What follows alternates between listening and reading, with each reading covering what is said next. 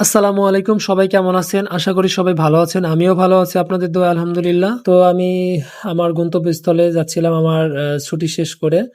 তো যাওয়ার পথে বাসে উঠলাম। ওঠার পরে বাইরের দৃশ্যগুলো দেখতে দেখতে যাচ্ছিলাম। অনেক ভালো লাগতেছিল। জানালার পাশে বসছিলাম। এদিকে তারপরে আমি আমার নিজে থেকে ক্যামেরাটা ধরলাম। ধরার পরে দেখতেছিলাম যে না ঠিকঠাক আছে কিনা। তো ঠিক আছে। তারপর আবার বাইরে দেখলাম একটা ভাটা চলতেছে। তো ওই ভাটার দিকে একটু জুম করলাম, জুম করে দেখলাম যে ভালো লাগতেছিল। তো হঠাৎ করে দেখি আমাদের বাসটা থেমে গেছে। তো আমি ড্রাইভারকে জিজ্ঞেস করলাম, ভাই কি সমস্যা? তো ড্রাইভারও বলতে পারলো না। পরে ওইখানেই বেতাল বাজার নামক একটা জায়গায় বেতালের ভিতরে পড়ে গেলাম আমরা। তারপর কি করলাম, 1 ঘন্টা বাসের ভিতরে বসে থাকলাম, দেখলাম যায় কিনা যায় কিনা। তো নিজে অতিষ্ঠ হয়ে পরে নিচে নামলাম, নামে একটু সামনে আগালাম, আগানোর পরে যাই দেখি একটা ট্রাক, মানে মাল ভর্তি একটা ট্রাক, ওই ট্রাকটা ফেসে গেছে বৃষ্টি নামার কারণে। ওই রাস্তার পাশে এক চাকা ফেসে গেছে। তো ফেসে যাওয়ার কারণে ওই ট্রাকটা আর মানে সামনের দিকে যাচ্ছিল না, যার কারণে আর এই পাশে একটা রোড মানে মেরামত চলতেছিল, আর এই পাশে এক রোডে আমরা যাচ্ছিলাম আর কি।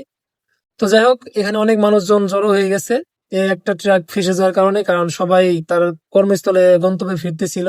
তো আমরা সবাই মিলে একবার চেষ্টা করে দেখতেছিলাম যে গাড়িটা এখান থেকে সরানো যায় কিনা।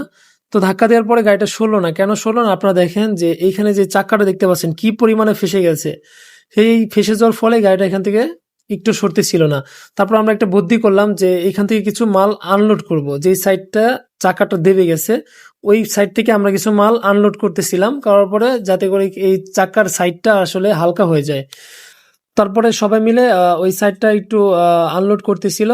করার পরে কিছুক্ষণ পরে আমরা আবার পুনরায় চেষ্টা করি এবং গাড়িটিকে আমরা ধাক্কা দেই। ধাক্কা দেওয়ার ফলে গাড়িটি উঠে যায়।